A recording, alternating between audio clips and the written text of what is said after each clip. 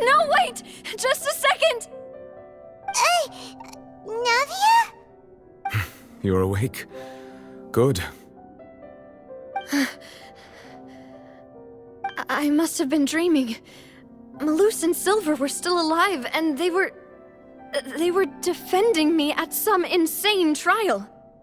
It looks like you're all right. Did all the sad feelings cause you to have a nightmare? Paimon could give you a hug. The ruins you were exploring suffered a cave-in. When I arrived, I found you falling toward the water. You were just about to be dissolved within, but I... What is it? I think I saw 2 Oceanids protecting you. It was only for a moment, perhaps even a fraction of a second, but they gave me the chance to retrieve you. Were it not for their intervention, I would not have been able to rescue you before your consciousness dissipated. Wait, did you say Oceanids? You mean like what happened with Vache? Perhaps those 2 Oceanids were the people you saw in your dream. I always told them that they didn't have to protect me. To think that they'd keep doing so even after death. Please come with me.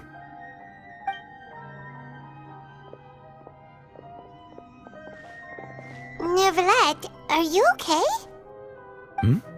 Oh, I am quite all right. Perhaps there's something we could chat about? Why do you look so stiff all of a sudden? Oh, Paimon knows. You're the type who feels awkward when there's nothing to talk about. I merely thought that we should give Navia some time to herself. Huh? Why didn't you just say so then? Don't you think it's even more awkward to call us over like this and then have nothing to talk about? I suppose so. Ah, Sigewinne. I hope all is well with her these days. Her work in the Fortress of Meropide has not been too much for her, has it? No way, don't worry. She's doing fine down there. She's an amazing head nurse. I see. Well, that is good. I have always worried that Sigewinne would need a lot of time to understand the world of humanity, just as I have. Oh, and the Duke also says hi. Even though Sigewinne made him do that. He hopes that you haven't been overwhelmed by all that's happened lately. Thank you. I have indeed been busy lately, and I also hope that everything is going well in the Fortress of Meropide. He still doesn't know what to talk about. Let's chat about something else then. So, Neverlet, you're probably quite the swimmer, huh? Yes, of course. This isn't going anywhere. Let's try something else. How did you find these ruins? Did the knave tell you? Yes, in fact.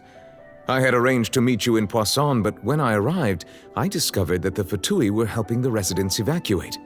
They had even transported a large quantity of supplies to the area. Amid my astonishment, I ran into the knave, and we had a chat.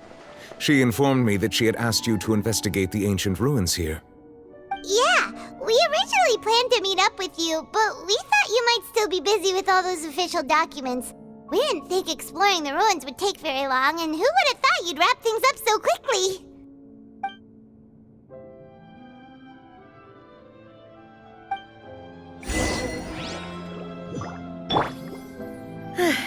I'm sorry to have kept you all waiting like that. I'm feeling much better now. I guess we should get going again. Will you come with us, Monsieur Neuvillette? Yes, if you wouldn't mind my company.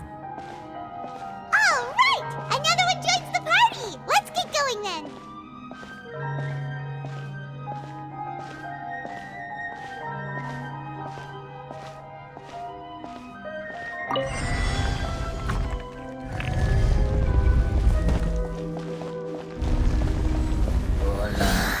Uglay, you're up!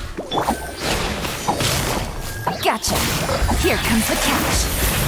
Hey, go away! Ha! Hit! Oh! Ha! Yeah! Hit! Don't be scared! Ha! Yeah!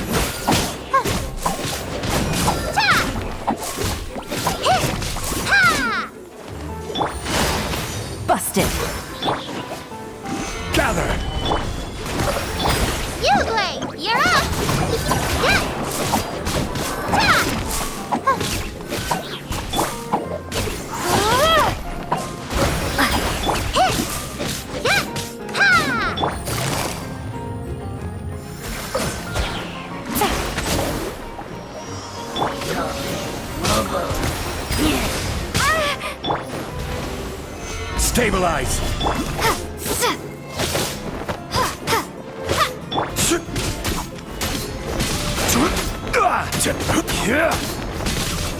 Stay put! Quietly now.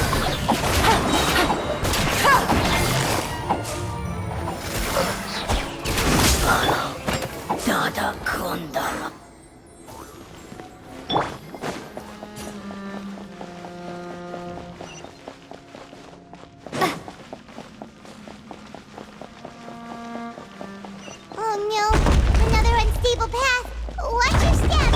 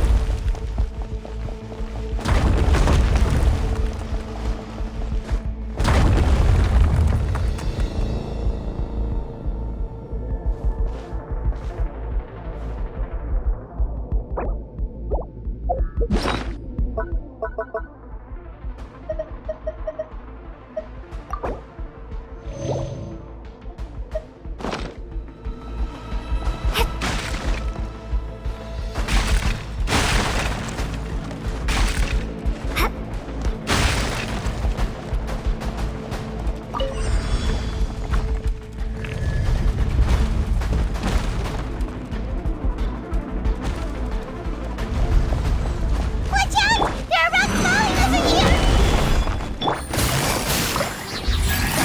It's over. You, Gray! You're up! Ready, go!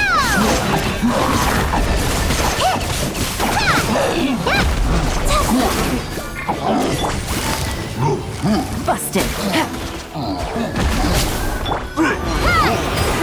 This is order!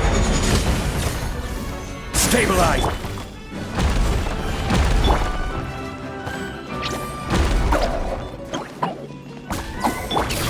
Gotcha. Take it easy.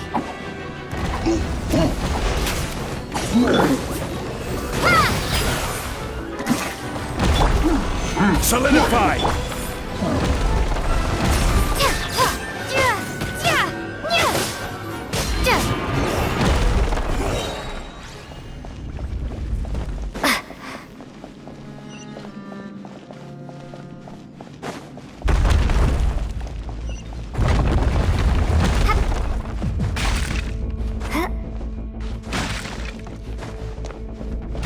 Seems we're almost at the top.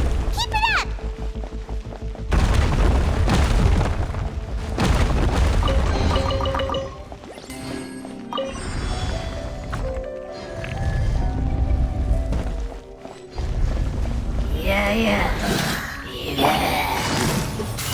Quietly now. Things are about to get dicey. Go get him, you Gwen! Stay put! Gather!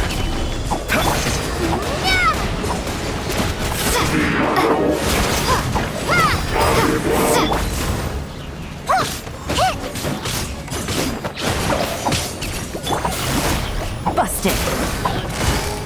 Gotcha.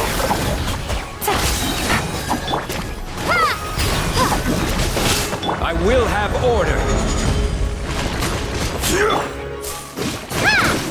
You, Gray! You're up!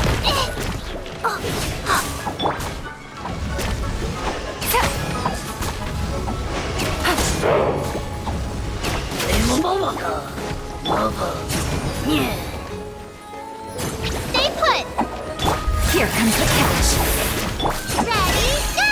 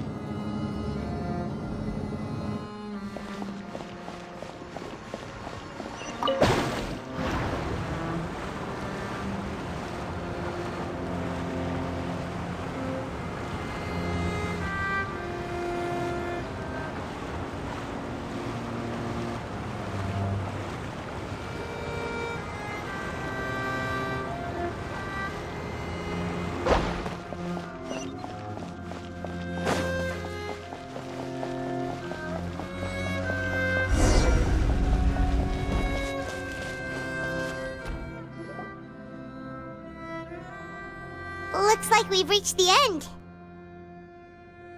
This is the place. There should not be any other hidden spaces in the vicinity. The path sure had some twists and turns, but it turns out that this place isn't actually that big.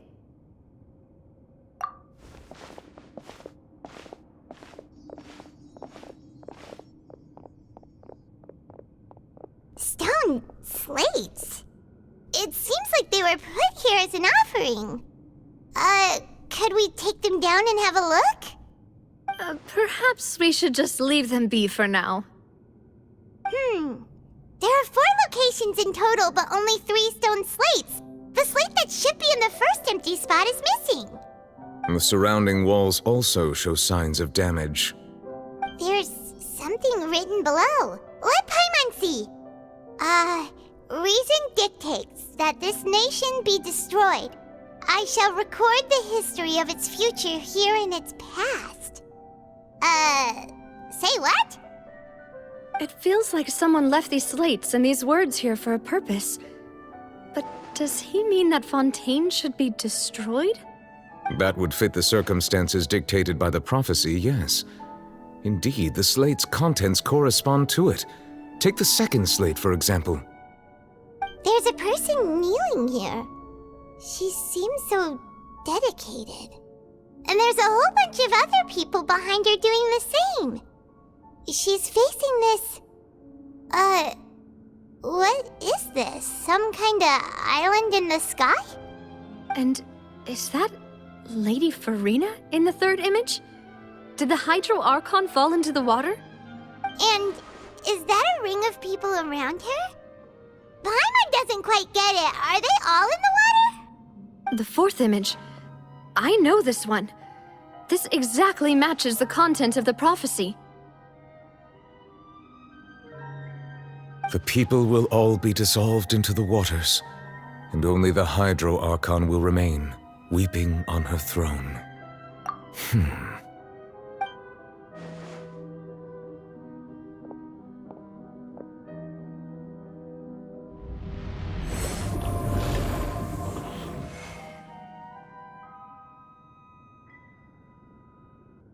More information should be hidden in these slates, but I fear I cannot easily uncover it, most likely due to us missing the first slate. I am very sorry. Don't blame yourself, Monsieur Neuvillette. Deciphering ancient stone slates isn't one of your duties. Ooh, Paimon's getting the chills just looking at these slates. This says that it's the history of the future, right? That means the prophecy's sure to come true. I really hope it doesn't mean that. Still, Paimon feels like these images are kind of weird when you look at them together.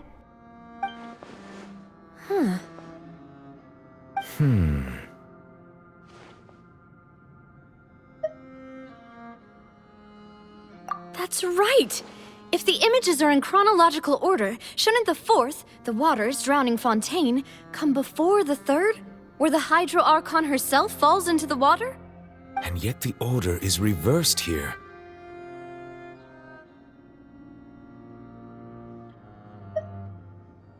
If we go by timing, Lady Farina only emerges in the third image. That means that the person in the second image might be the previous Hydro Archon. Egeria, then. I had never met her, but her appearance here does match the records. The previous Archon kneeling before the floating island in the skies, as if confessing a sin. Did she herself commit that sin?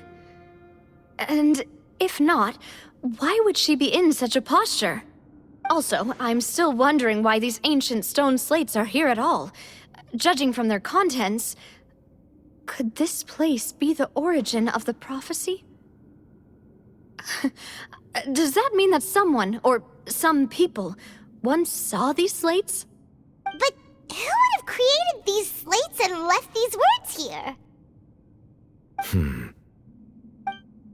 It seems that any further clues will have to come from Farina. In that case, there's no time to lose. There's nothing else to be gained here, so let's head back first. Yeah, we better get somewhere safe for now.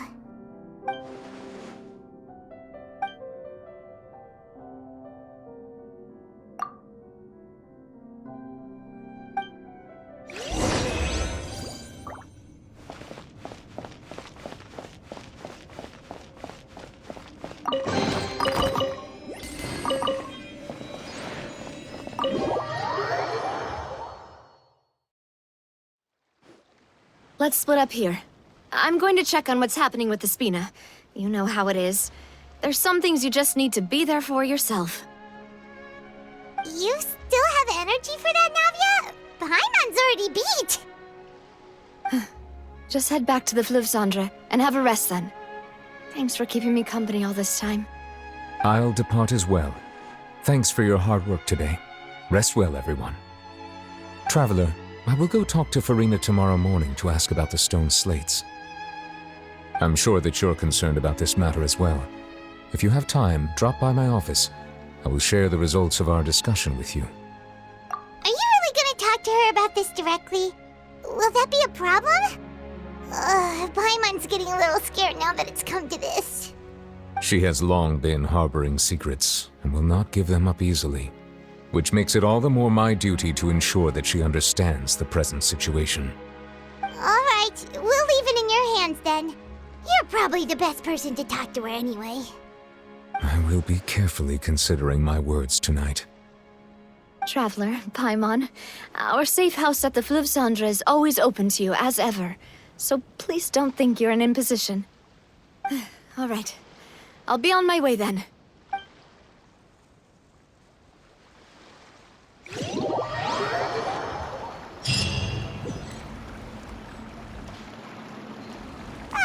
We're finally back! Welcome back. We've got a special menu prepared for you two tonight. Yay! And there's good food too! Navi, no, the boss is the best. Ooh, desserts! Nice! These are all Paimon's! Paimon's already starting to forget what happened today. Oh, that voice. Is that who I think it is? Huh? It's you two. What are you doing in Fontaine?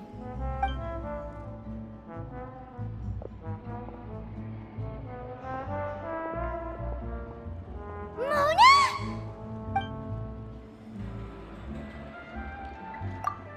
Seriously, nobody just uses a scry glass whenever they've got time to just see who they'll meet on the road.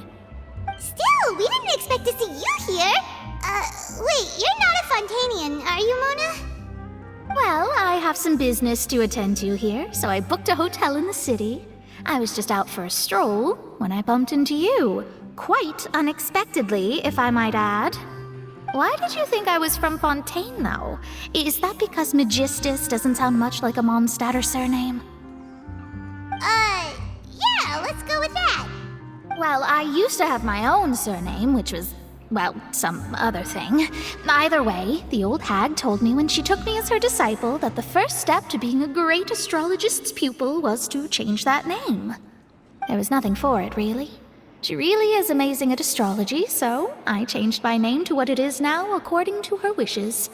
To my surprise, however, Megistus is not the name of some ancient house or clan. It isn't? Nope. Although it is used by us in place of surnames, it generally just means great.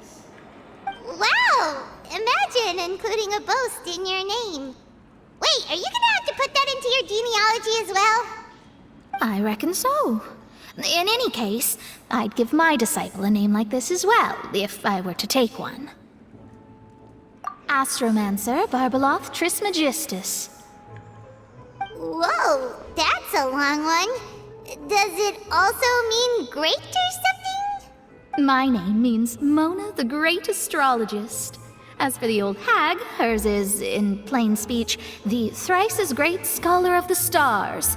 Just take it as a title specific to astrologists. Thrice as great? That's so petty. I know, right?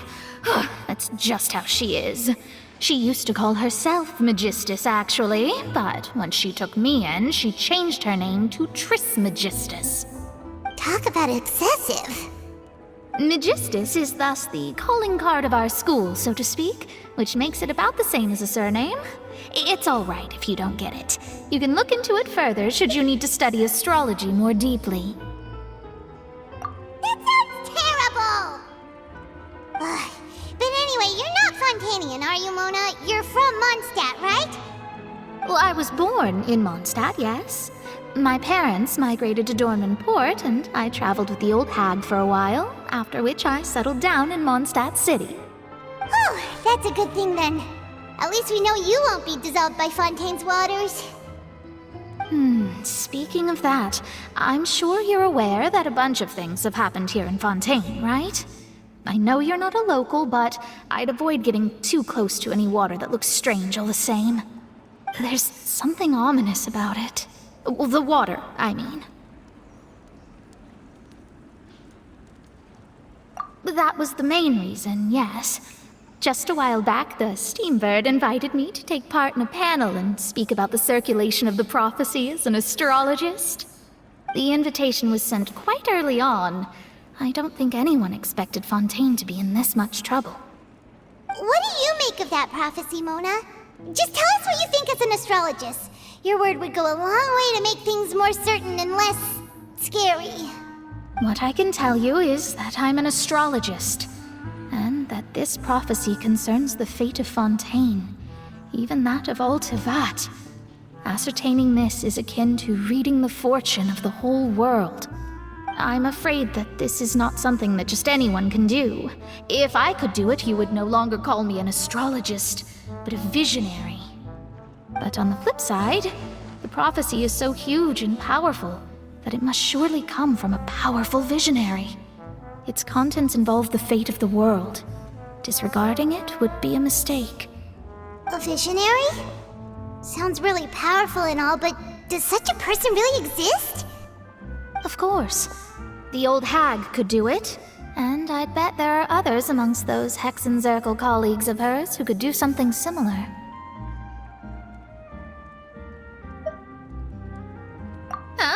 Huh? Are you sure? All right, I'll help you. It isn't often that I see you with such a serious look on your face. I'll tell you once I hear back from her. Thanks, Mona! You're amazing as always! Oh, well, this is something only I can do after all. So yes, your praises are quite welcome. That's the greatest of astrologists for you! Of all the people we know, you know the star's the best! Indeed, indeed. That's the spirit. Oh, sorry. I came to see what all the commotion was about. If there's anything you need, do not hesitate to inform the Spina di Rosula. Oh, whoops. Guess we were getting a little too carried away there. Well, I'll go tend to my own business now. If I receive any news, I'll be sure to come find you two again. And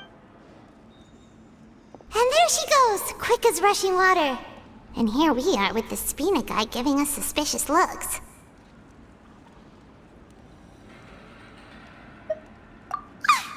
If Paimon hadn't spoken for you, it'd be you getting all the weird looks! Huh, the things Paimon does for you! That's more like it.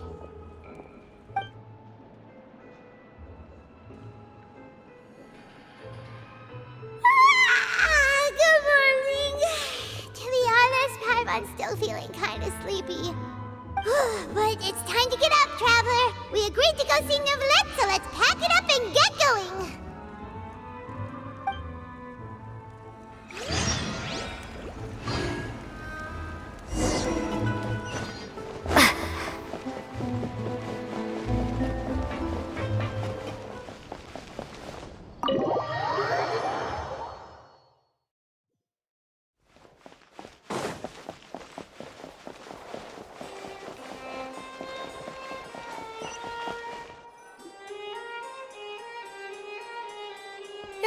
You're here! Finally! Is something wrong? Monsieur Neuvillette and Lady Farina, they seem to have gotten into a dispute. Please go see for yourself.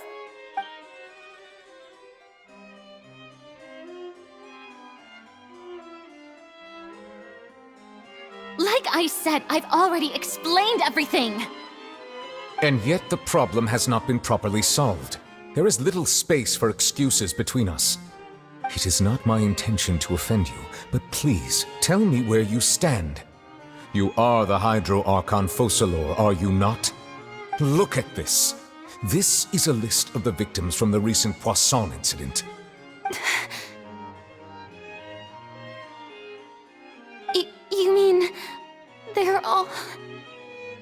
We did not arrive in time to avert this disaster, and I will not have it happen again. I will say this once more. You must tell me everything you know. Yesterday, I found 3 stone slates in some ancient ruins near Poisson.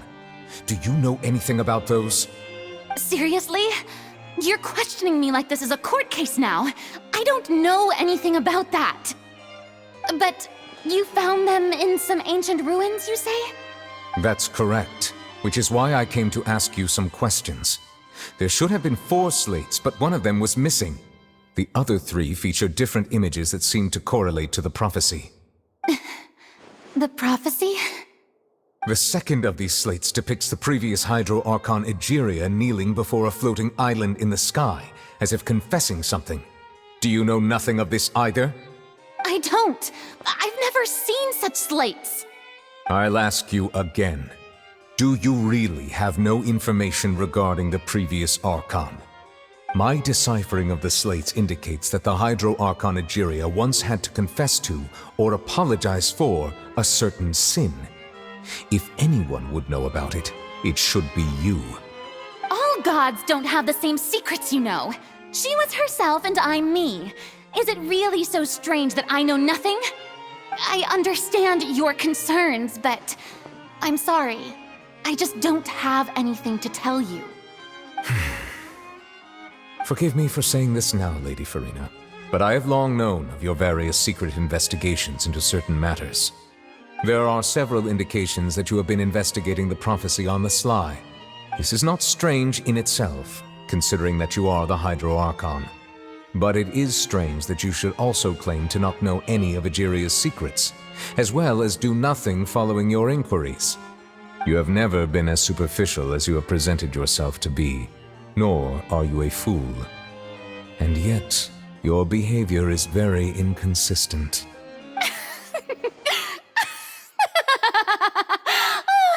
So you've been watching me all this time, have you? I didn't think you were that type. You... Well, since you know about my secret investigations, then you should know I'm actually working to take care of it. There's no point questioning or suspecting me. You're the Eudix, but you're still my subordinate. You should be following my lead.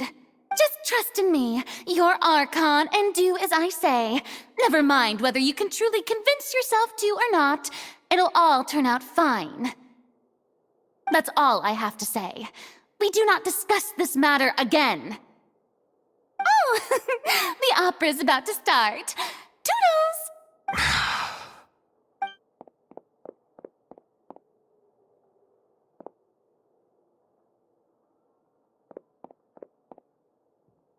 Did Farina not notice us standing by the door?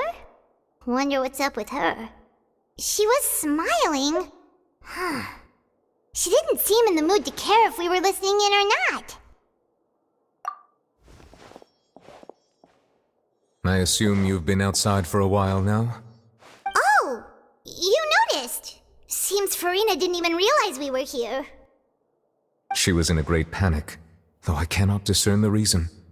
Our discussion reached impasses time and again, a state of affairs that we cannot allow to continue. Still, I do not understand. Dialogue is the basis for understanding, so why did she keep refusing to engage?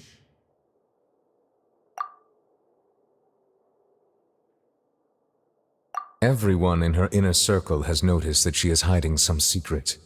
The issue is her attitude. I fear that she will not reveal anything unless absolutely forced to. We may have to create a situation in which she will have no choice but to speak. Oh? Like what? Normally, people will only reveal the truth when standing trial. Perhaps we must have the Hydro Archon experience just such a scenario. But Farina's seen so many trials, and she's really good at dodging questions. How do we make sure that she won't just slip away at the first chance she gets? We will need to consider this thoroughly, join forces with various parties, and then do what we can. If at all possible, I would prefer to recuse myself from this affair, but we must prevent the prophecy from coming to pass. This may be cruel to her, but all Fontaine is in crisis. The information a god possesses is too precious, and so we must take a chance on this. But who will lend us their aid to do such a thing?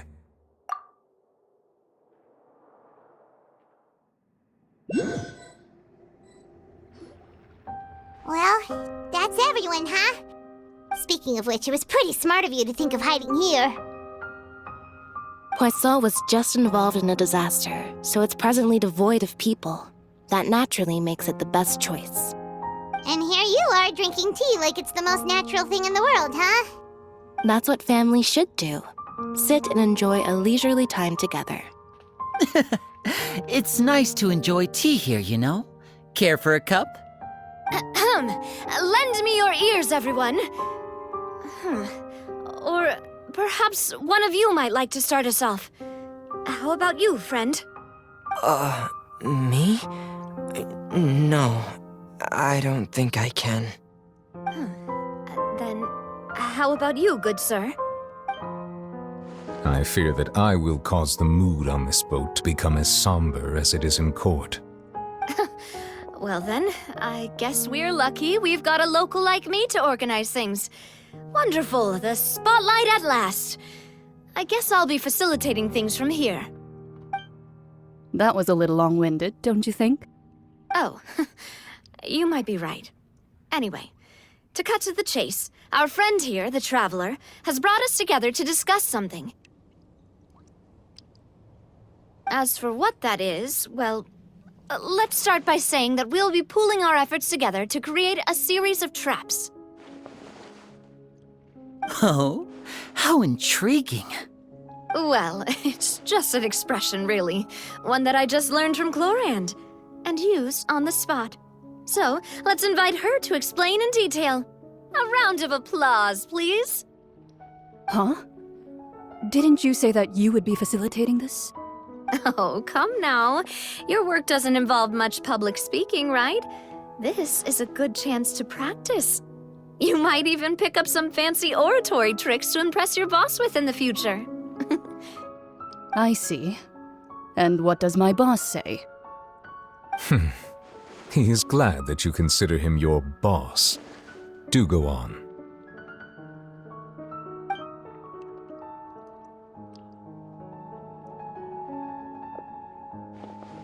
In that case, do any of you have experience hunting? Not that I recall. Fremine and I once used a wooden stick in a basket to catch wild rabbits when we were younger. As for Lynette, Oh, right. You were sick that day, weren't you? I've also gone diving to catch some fish before. Does that count? I'm afraid not. You may or may not have heard, but Fontaine once played host to a group known as the Marechaussee Hunters. Though that was their name, they did not hunt animals, but rather various monsters left behind by the ancient dynasty of King Remus. Today, Fontaine's monster population has already thinned greatly, so the hunters have blended back into society, taking up arms in other lines of work. They even left a unique methodology of hunting in their wake. A trap comprises of the following components: bait, a trigger, and a containment device. Sometimes a lethal implement will also be necessary to deal with the prey. So, if we were to build a trap together, right now, what would you choose to build it with? For me, I would prefer something basket-shaped. Pigeons and rabbits will see the bait and naturally enter the snare. Our line of work requires a deft hand, and we're some of the best in the industry, so you can count on our techniques. You used some of those techniques while moving the people of Poisson, didn't you? My subordinates mentioned that you even performed some magic for the bawling children. Yes, and I even managed to gather some intelligence in the meantime. I'm quite the multitasker if I do say so myself. I'm afraid I can't claim that as my strong suit. I prefer more stable methods, like placing bait in the water and waiting for the fish to come within reach. That's the kind of method I would count on. Calm and steady. Exactly the kind of person who would catch loads of fish. And I can be their assistant. With discretion, I'm sure. I'd probably use some sort of mechanical animal. Papa once bought me some small clockwork squirrels, mice, and such.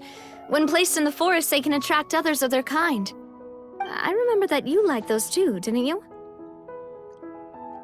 I did. And that would be a good way to go about it. If they're realistic enough, animals of the same kind will follow them all the way to the trap. What about you, Monsieur Neuvillette? I fear I do not have any related experience. That makes sense. You usually solve problems directly, without the use of any such tricks. But I do have one more question for you, Monsieur. If we were to create a trap now, how would you design it? I would like for it to be effective, but bring no harm to the prey. A more gentle trap would be ideal. Kind, as always. However, our intention doesn't necessarily change the containment device and the type of implement we need. If we wanted to kill the prey in one strike, we would need a powerful implement. However, that also goes for prey that must be captured and safely contained. Wait, why's that? Only a hunter who's a true expert at subduing their prey can snare it without harming it. The line that divides life and death is often exceedingly thin. So are we going hunting together? We hadn't thought of seeing ourselves as hunters. It kinda works, but maybe it's still not the best metaphor. If our means of capturing and dealing with our prey is to put them on trial, then the hunting metaphor is actually quite accurate. But we shall require much more courage than any hunter to judge a god, a being whose seat is an exalted throne. Oh, so that's what's going on. Sounds very interesting.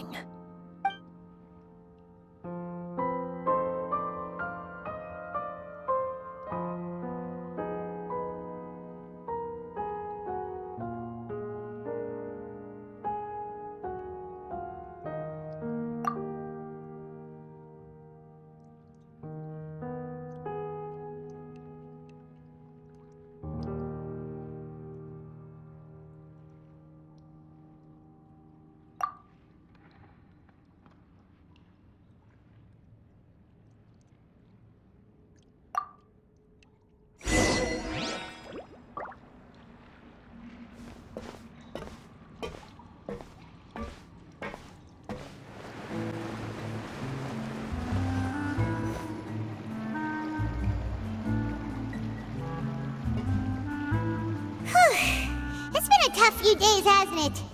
So much has been happening. Paimon didn't think the meetings would go on for so long, but everyone seemed pretty fired up, huh? Paimon thought they'd be at least a little frightened. Well, Fremine was, now that Paimon thinks about it, but everyone else just looked a little surprised. Well, it's hard to say. Paimon doesn't have any experience with this sort of thing. But with you around, Paimon sure will do great. After all, you're the most reliable person in the world, aren't you?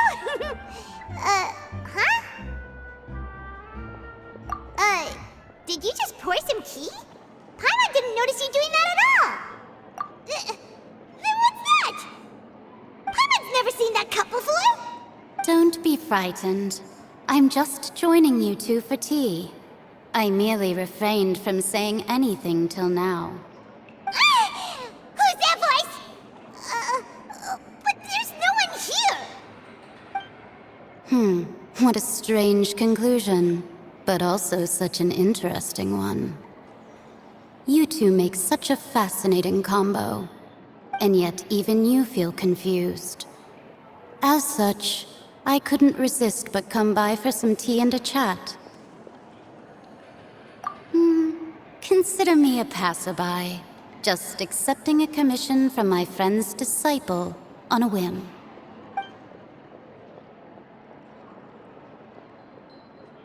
Precisely. Call me N, a mage who wanders the world. At least, That's how my friends have suggested that I introduce myself. The prophecy. Yes, what has been prophesied will be fulfilled. You may view such things as the history of the future. What? Then is there any way we can stop it? People call such things fate, and it is written in the stars. It cannot so easily be altered. Ah, so you've caught on. Just as prophecies are usually only the future as seen from the perspectives of the gods, could things be happening in hidden corners where the gods' gaze does not fall? Are the things that you shall see different from the fate that the gods perceive? What is she talking about? It all sounds really impressive and important and stuff, but it also sounds kinda scary.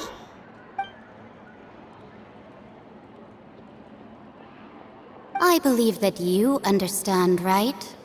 Some things are insignificant, but others you must reach out to change. Ultimately, fate shall serve as your only guide, no matter what will happen in Tevat's future. All you need to do is to play your part. This was good tea, by the way. Thank you for your hospitality. Well, that'll be all for today. The voice. It's gone.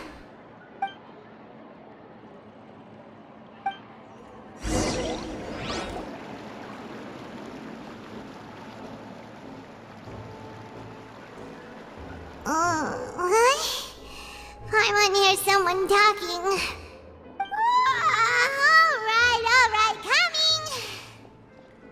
Hey, it's you who's getting lazy, okay? Well, I see I've walked in on some lively banter. Luna! Fine, just fine. I went to take part in that Steambird panel. It turned out to be more interesting than I expected. Not all Fontainians are pessimistic about this.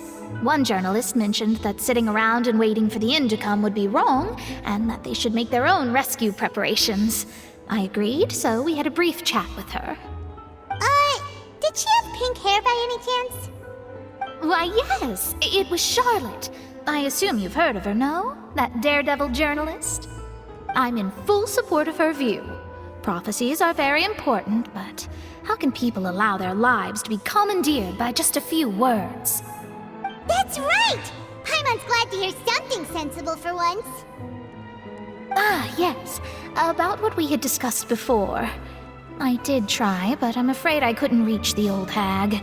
I'll try again tonight, but I wouldn't get your hopes up. Huh?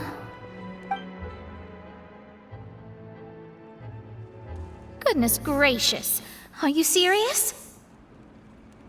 She said that even the god's gaze has blind spots. Pretty bold if you ask Paimon. Most people would believe the gods to be all-knowing, right? The Hexen Circle members are certainly anything but ordinary.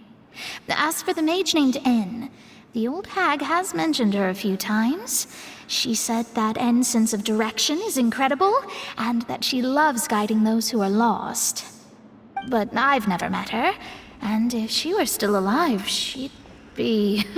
Well, suffice it to say that the hag's at least a few hundred now, and N's been around for longer than that. Whoa. The Hexen Circle sounds like a scary group. But they must really stay in shape to live so long. Their abilities alone are pretty terrifying. If she came to see you personally, then the problem you're facing must truly be of great importance. Well, it's not like Paimon could understand anything she said. Yes, she was quite cryptic, but I suspect she means that there is still a way to turn things around. She didn't say when or what that would be, though, so perhaps it is something that you cannot know right now.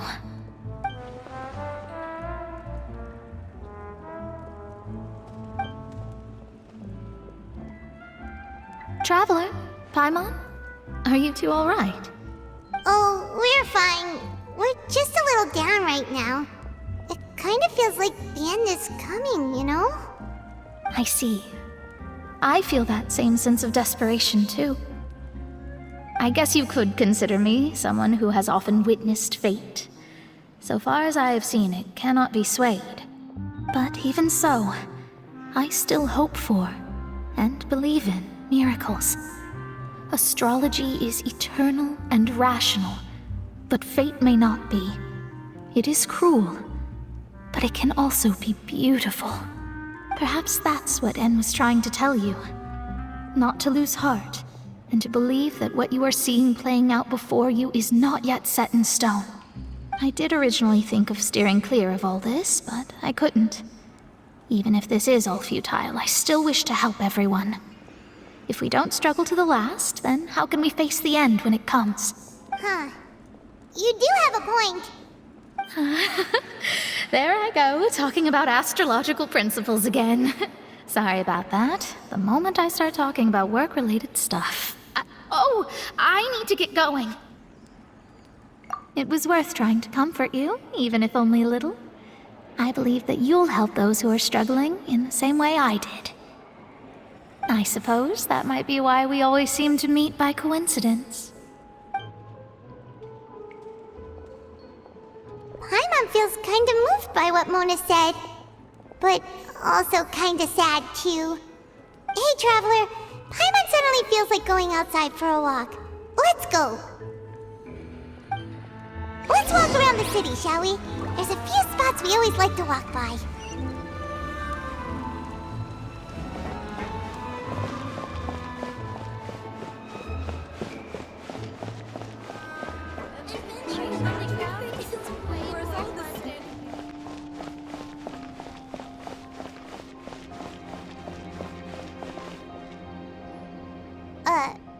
Huh? Our names are written in this newspaper. What's going on? Let Paimon see!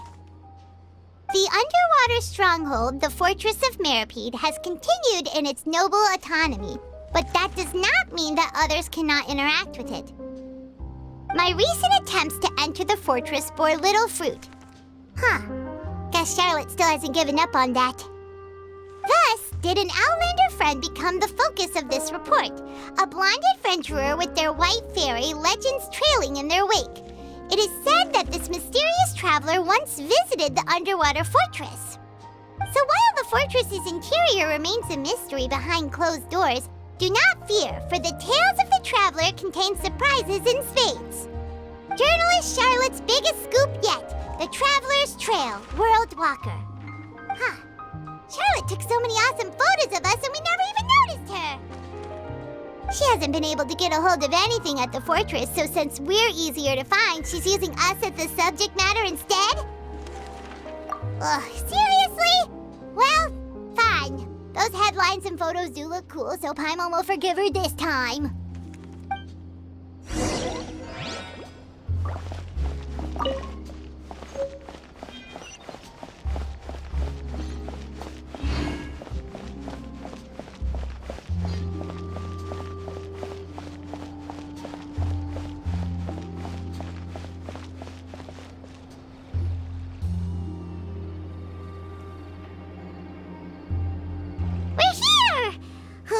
Paimon's hungry.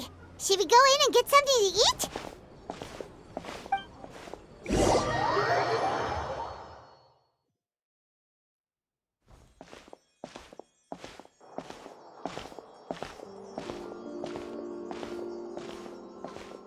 Hey, quick! Look! That's the limited edition, only 16 slices a day cake! It was so delicious the last time we tried it! Despite the tense situation we were in, let's give it another go. Paimon's sure it'll be great. 1 slice of cake, please. Someone showed up after all. Oh, wait, you're the one from the Palais Mermonia. Oh, are you here to buy cake too? It seems Monsieur Neuvillette was right. You really can eat. Wait, did he really say something like that? That's right. Even he has his own preferences when it comes to food. As for me, I love the cake and coffee here. Do you come here often? Usually every day. Every day? It's part of my daily schedule, apart from work. I shall have my cake and coffee. Then what if someone told you one day that this place would be closing soon, and you wouldn't get to eat cake here anymore? What would you think? But why would it close? Well, Paimon doesn't know either, but maybe the waters will rise tomorrow. You know, like in the prophecy. Oh, the prophecy. To be honest, I haven't paid much attention to that. No, still, even if there'd be no more cake tomorrow, that wouldn't keep me from having some today. No, it's the same for eating in general. You might not be able to eat tomorrow, but if you can do so today, then you should carry on. That's what people call living, you know. Huh. Don't be sad. Excuse me, could I have 2 more slices of cake to go? These 2 slices are for you. Sijuin said that this kind of expression you're making is what humans call being sad. Oh, you know Sijuin? I sure do. She was born before me, and she sometimes comes to the surface to teach us things about humans. She said that humans are creatures that are saddened easily, yes, and you can only lift their spirits by feeding them delicious food. So please try the cakes here. I've got something else to do, so I'll be going now. You 2 try to stay in a good mood after eating, all right? Bye!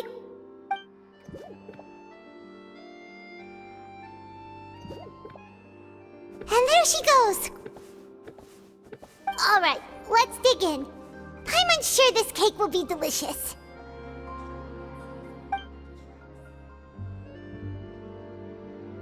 It's more delicious than last time! And the flavor gets even better with a sip of tea. It sure would be nice if we could come again tomorrow.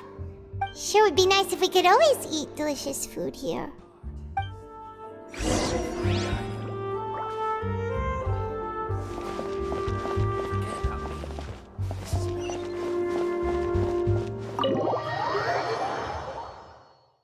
Oh, we're near the Steambird office.